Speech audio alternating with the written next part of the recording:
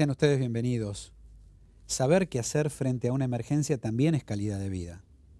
Evitar el mayor daño es el gran desafío. Y si el sistema funciona bien, digamos, esa operación de rescate o de evitar las mayores dificultades ha tenido éxito.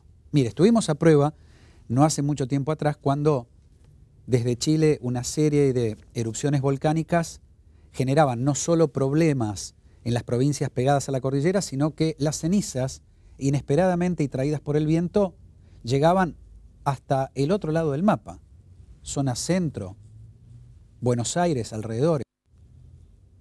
En aquel momento, para algunos la sorpresa y para otros, casi le diría no saber qué hacer.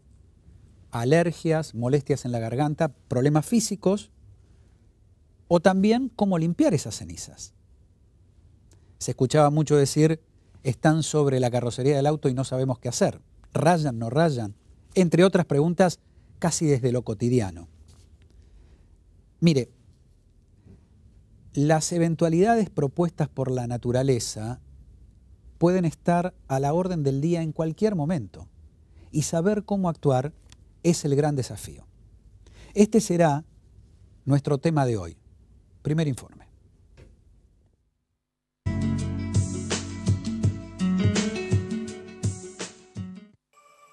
¿Qué riesgo tiene una determinada población de quedar expuesta ante una emergencia ambiental?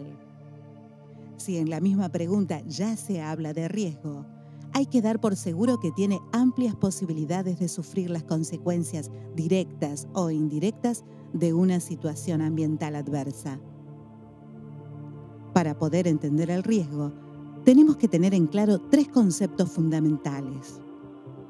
Peligrosidad, la cual implica vivir cerca de un volcán, autopistas, zonas inundables e industrias nocivas para la salud.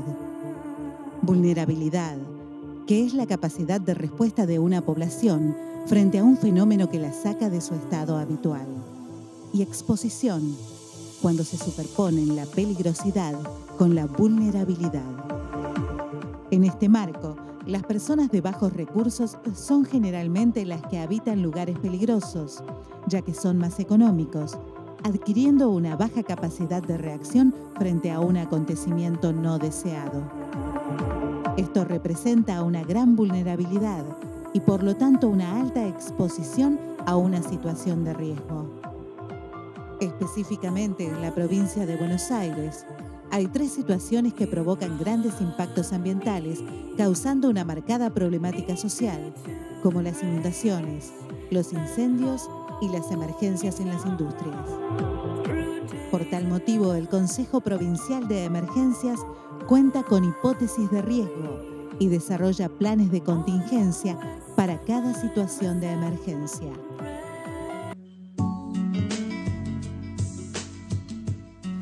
El licenciado Jorge Luis Echarrán es el secretario ejecutivo de este comité de emergencias. Y quisiera preguntarle, gracias por estar, si hay como un plan maestro en el caso que se dé la llegada de ceniza volcánica, un incendio o una inundación. Digamos, ¿las líneas de trabajo son las mismas o para cada evento es un procedimiento diferente? Antes que nada, gracias por la invitación.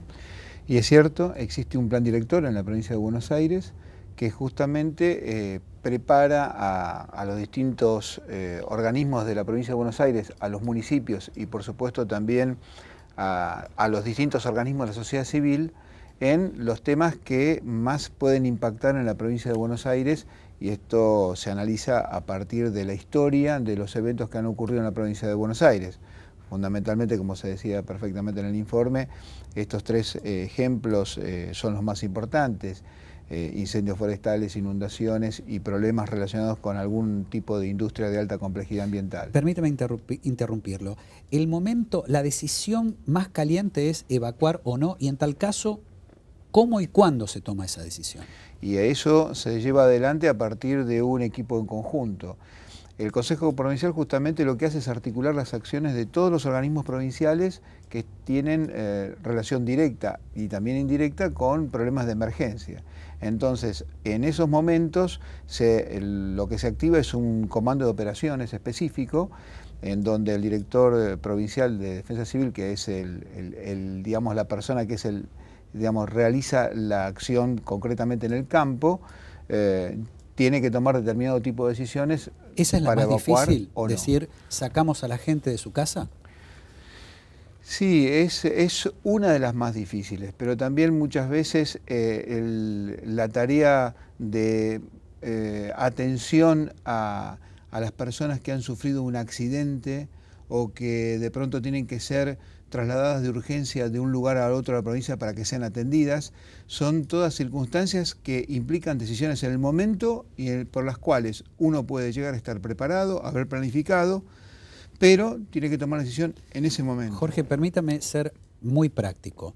Ustedes llegan a una zona donde hay un desastre ambiental, una inundación, y se topan con la siguiente resistencia, es decir, las personas que están viviendo en el techo de su precaria casa, porque el agua literalmente les llega hasta el cuello, dicen, yo prefiero quedarme acá porque tengo que cuidar lo poco que tengo y no me voy, por más que ustedes me obliguen, no me voy. Y entonces, ¿cómo actúan?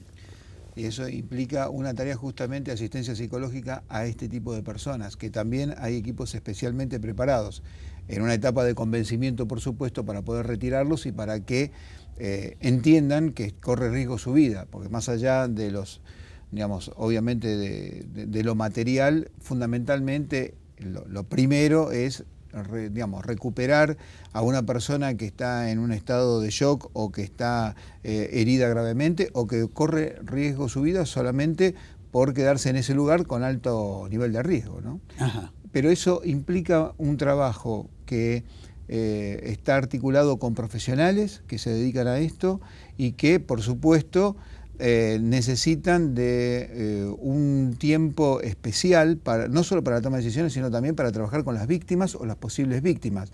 Es por eso que en un ambiente que ha tenido algún tipo de problema, de emergencia o desastre, tiene que ese ambiente estar aislado para que funcione justamente los equipos especializados en el tema. ¿Cómo se calcula el presupuesto para una emergencia, para una catástrofe producida por un evento de la naturaleza? No, eso no se puede llegar a medir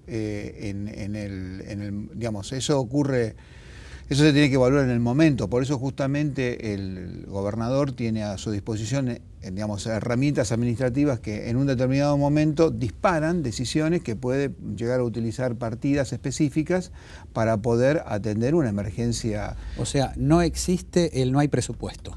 No, por supuesto, para ese tipo de situaciones, digamos, la máxima instancia política tiene los resortes pertinentes para poder actuar. Lo mismo, en una emergencia podemos llegar a estar actuando a nivel local, o sea, a nivel municipal, podemos pasar a un nivel regional, por ejemplo, que afecte a varios municipios, puede llegar a ser una emergencia provincial y cuando ya la emergencia excede la provincia se pasa a un nivel de desastre en donde indiscutiblemente no solamente actúa la provincia sino también la nación. O sea, desgraciadamente hay eventos en donde la situación puede llegar a exceder al territorio. Mire, yo recuerdo concreto. Hace algunos años un episodio muy grave en la zona de Avellaneda cuando una industria de manera irresponsable vertía sus desechos al desagüe cloacal y de las rejillas de las casas o de las piletas salía azufre, amoníaco, y esto produjo serios problemas a personas que estaban allí. Había que tomar decisiones no solo de evacuar, sino de cerrar cañerías, cortar luz, cortar gas.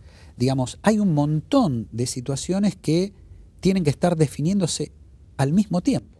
Exacto. Para eso se generan lo que se denominan comandos, digamos, de operación para la emergencia, específicos. O sea, cuando se produce una situación de este estilo, todos los organismos que están ligados al tema de emergencias se reúnen y toman decisiones en el campo.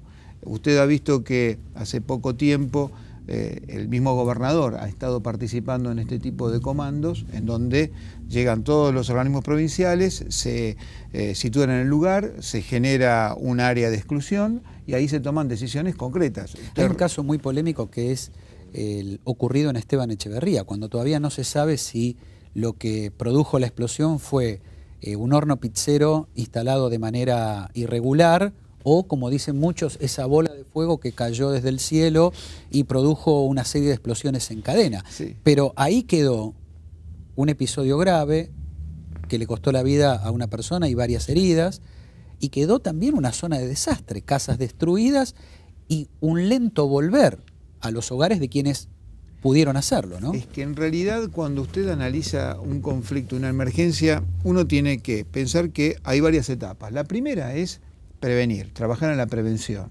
Esto significa estar preparado, esto es un programa que tenemos nosotros en el Consejo Provincial de Emergencia, es estar preparado ante la situación. Esto no significa que la situación pueda llegar a desbordar. ¿Y qué es lo que ocurre? Uno tiene que actuar en el momento y si lo desborda, esto lo que usted está planteando es clarísimo, después tiene que haber un proceso de recuperación del área. Porque acá hay acciones que tienen que ser tomadas, por ejemplo, para recuperar y hacer una tarea de infraestructura. A ese que perdió la casa hay que, de alguna manera, darle un lugar donde vivir. Y no solo eso, sino también uno tiene que trabajar en la infraestructura del lugar. Supongamos, en esa situación se alteró todo lo que es el esquema de urbanización del lugar, o por ejemplo, en algunos casos donde hay explosiones, se alteran todo el sistema de conexiones de gas. Entonces, eso implica una inversión posterior en infraestructura.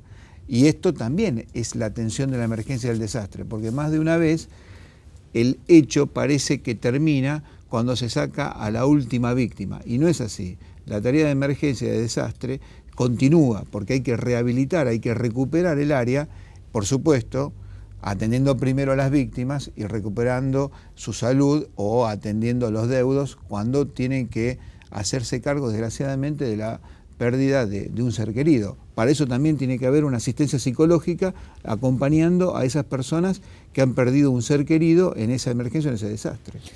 Ha sido muy amable, Jorge, y seguramente estaremos volviendo sobre estos temas que tienen que ver justamente en eso, en aprovechar los primeros minutos que a veces son los que permiten, en muchos casos, salvar vidas. Ha sido muy amable. Muchas gracias a ustedes.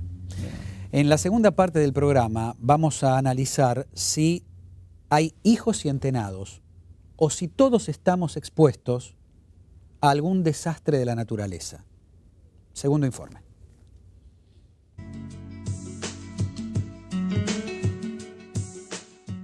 El 4 de junio de 2011, 8 sismos se registraron durante 6 horas, lapso en que comenzó a hacer erupción el complejo volcánico Puyehue-Cordón-Caulle, ubicado a 90 kilómetros al noroeste de Bariloche, en territorio chileno. Desde ese momento, muchos habitantes del país han sido perjudicados en mayor o menor medida por los residuos que ha despedido el complejo volcánico. Se estima que 100 millones de toneladas de arena, piedra pómez y cenizas fueron expulsadas con un poder equivalente a 70 bombas atómicas.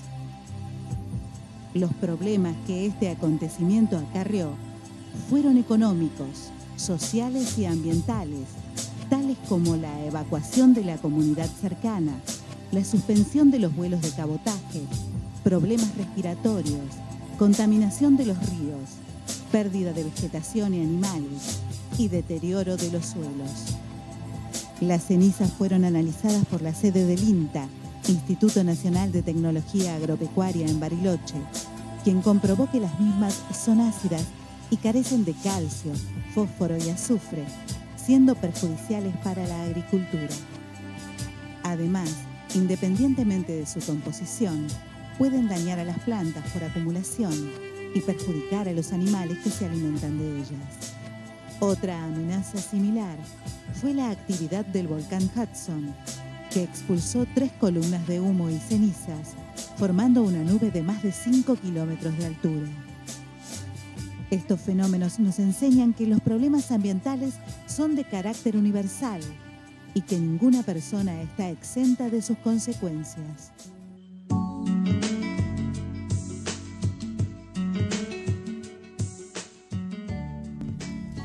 Bueno, la verdad hay algunos números que presenta el informe que nos han llamado la atención.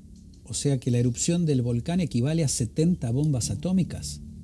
Está con nosotros el licenciado Andrés Folguera, que es geólogo, profesor de la Universidad de Buenos Aires y además investigador del CONICET. Bienvenido, gracias por estar. No, por favor. ¿Así de fuerte? Sí, pero el tema de equipararla con la energía atómica, con la energía liberada con las bombas atómicas, puede resultar muy impactante, pero es normal. Lo interesante es ver la cantidad de material que emitió el volcán, con qué se puede comparar. Si nosotros comparamos la cantidad de ceniza que tiran todos los volcanes de la Tierra en un año, el Puyehue tiró la quinta parte de lo que todos los volcanes del mundo tiran en un año. Ajá. O sea, el 20%. El 20% es 1 kilómetro cúbico versus 0,2 kilómetros cúbicos por año que largó el volcán Puyehue en este caso. O sea, por un lado la virulencia de la erupción del volcán y la cantidad, y por el otro lado la acción del viento, que no ha sido menor. Eso es normal, digamos. Siempre los vientos vienen del Pacífico y la dispersión de las cenizas va a territorio argentino. Ajá. O sea que en todas las grandes erupciones de... ¿Pero cruzando el ancho del país? Cruzando el ancho del país, llegando a África y dando la vuelta a la Tierra y volviendo las cenizas a Argentina. En este caso, ¿Tanto viajan? En este caso dieron la vuelta al mundo. En el caso de la erupción de Hudson en el 91 también. Ajá. Eso es bastante común también. ¿Esto genera psicosis o de pronto sí altera el humor de las personas, genera alergias, carrasperas, urticarias? Sí, genera todo eso, pero el impacto principal son las pérdidas económicas. Ajá. O sea, evidentemente molesta a la población, pero las pérdidas económicas de índole ganadera y agrícola son enormes. ¿Está cuantificado?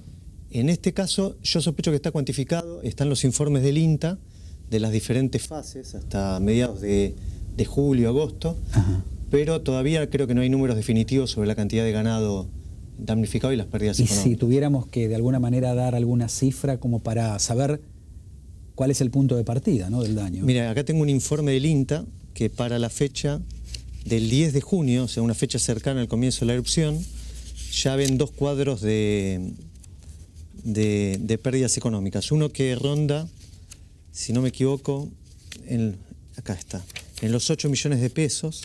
Ajá. Ya a los pocos días. Sí, pero no tenemos proyecciones actuales, que es lo interesante. Ajá. O sea, lo interesante, 4.000 millones de pesos y 8.780.000. O sea, 4 millones, dije bien, 4 millones versus 8.780.000. Son los dos cuadros de pérdidas económicas a los pocos días del comienzo de la erupción. 4 millones versus 8 millones. Ajá. O sea que la pérdida iba a estar localizada entre ese rango. A los pocos días. A los pocos días, a los 4 días. De todas maneras, el ciclo eruptivo viene durando como 5 meses y hasta hace 3 meses la cantidad de cenizas aumentó en forma drástica. Ajá. Entonces, ¿Y esas cenizas de por sí son tóxicas? Es muy variable. En este caso, los estudios del INTA demuestran que no tiene compuestos tóxicos esta ceniza, pero de todas maneras la ceniza siempre es un material abrasivo porque está compuesto por partículas muy agudas, con aristas agudas, y ese material destruye los dientes de los animales. Esa es una de las causas de muerte de los animales, y además lastima las vías respiratorias y digestivas del hombre y los animales. Entonces, más allá de la tenencia o no de materiales tóxicos, es la capacidad abrasiva del material lo que es dañino. Nadie está exento de que esto pueda ocurrir, y a las pruebas recientes me remito, pero lo que de alguna manera me impactó es que en lo cotidiano, por ejemplo, las personas tenían que ir aprendiendo cómo barrer esas cenizas o cómo limpiar la carrocería de los autos, por temor a que al sacarlos esos elementos de manera incorrecta rayaran la pintura, por ejemplo, ¿no? Sí, y sobre todo el esfuerzo que trajo aparejado remover físicamente toda esa ceniza de los poblados como Villa Langostura, y de hecho está todavía la ceniza acumulada, y en el campo está la ceniza. 6 años después de la erupción del Hudson de 1991 había montañas de 1 a 2 metros de la ceniza del 91.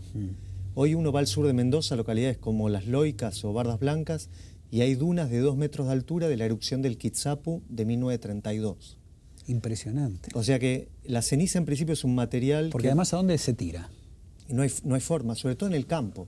En el campo cubre la vegetación, cubre la pastura, y no hay forma de remover... ¿Eso contamina la tierra? No, en principio puede tener nutrientes la ceniza. ¿Le quita fertilidad? No, al contrario. La ceniza puede aportar nutrientes y puede aportar porosidad, porque como son partículas con aristas, por ejemplo, un suelo que no tenga porosidad, al agregarle ceniza, se generan espacios entre las cenizas que permiten que el agua percole y que mejore la calidad del suelo. O sea, en pocos días hemos visto que se produce un perjuicio económico de entre 4 y 8 millones a los pocos días, menos de una semana, Sí.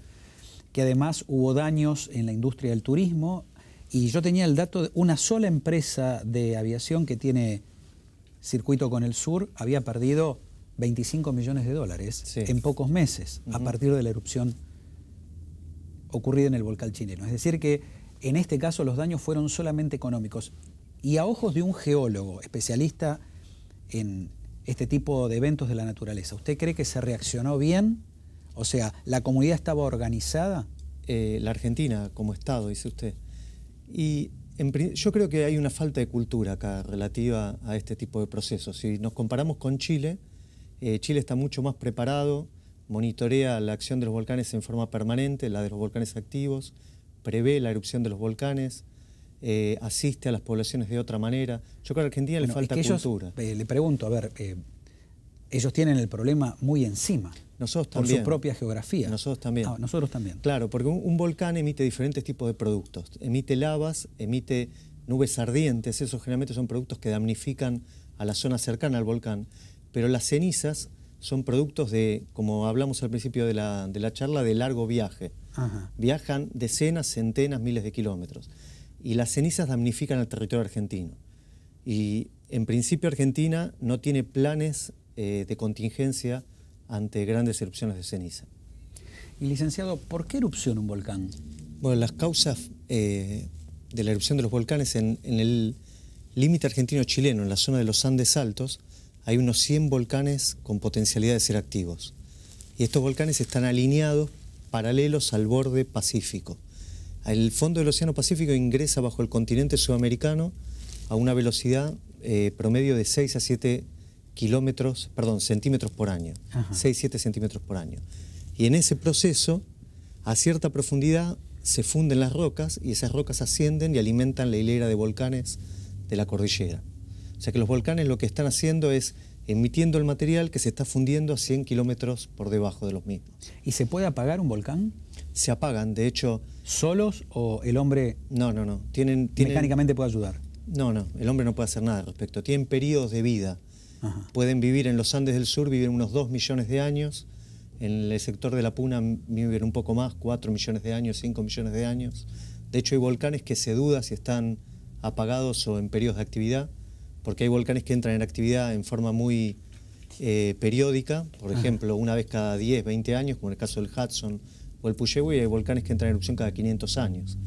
Entonces, en el intervalo de vida humana, quizás algunos volcanes todavía no los vimos eruptar desde la invasión de los españoles, no hay registros, pero sean volcanes activos.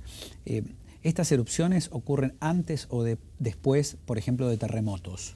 Bueno, durante mucho tiempo se desvincularon estos procesos, pero en los últimos años existe una corriente de pensamiento que liga la erupción de los volcanes, por lo menos parte de ellos, a los grandes terremotos que se asocian al margen chileno. En este caso, el terremoto del 2010 podría estar ligado al terremoto del Peteroa en el sur de Mendoza, que ocurrió este año y finales del año pasado, el terremoto del volcán Puyehue y el terremoto del volcán Hudson en este caso. Es una hipótesis, pero podrían estar vinculados los dos fenómenos. O sea que la Tierra está en sus distintas capas en proceso de acomodamiento, por definirlo de alguna manera, permanente. Sí, lo podría mostrar con una hoja de papel, si me permite. Sí, claro. Cómo funciona el sistema este. El fondo del Océano Pacífico ingresa bajo el continente y el continente se deforma lentamente. Cuando se produce un terremoto, se libera esa zona de trabazón, y el continente se estira cuando se produce el terremoto. Y cuando se estira, se fractura.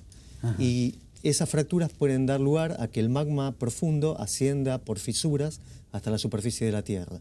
Entonces, por ejemplo, en el gran terremoto de 1960 de Valdivia, ocurrió la erupción del volcán Puyehue de 1960. En esta erupción del 2010, en este terremoto del 2010 de Chile, ocurrieron estas 3 erupciones volcánicas que mencioné anteriormente. Puede haber una ligazón entre las erupciones volcánicas y los grandes terremotos. Me quedan unos pocos segundos y es la última pregunta, que hasta incluso de alguna manera ha dado pie a mucha literatura, ¿no?, para los niños y para los adolescentes. La lava, ¿qué temperatura tiene y qué es exactamente? La lava, primero la primera pregunta, la lava tiene una temperatura que depende de la composición que tiene, pero puede oscilar entre 1200 grados de temperatura y 700. Sí. Y la composición es la misma composición de las rocas a 100 kilómetros de profundidad que se funden y ascienden. Levemente diferente porque a medida que van ascendiendo esos materiales van transformándose químicamente, pero en principio refleja la composición de las rocas a 100 kilómetros de profundidad. Andrés, quiero agradecerle su presencia. Ha sido usted muy, pero muy claro, muy pedagógico, muy gentil. Indudablemente lo que pretendimos a través de este programa es informar, que usted sepa, conozca de qué se trata. Es la mejor manera de no tener miedo, que siempre es paralizante, y por el otro lado, saber cómo actuar. Hasta la semana que viene. Muchas gracias.